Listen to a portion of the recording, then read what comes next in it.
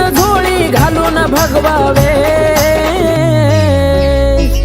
दारियाला या बाबा दिलाया आवाज आलात निरंजन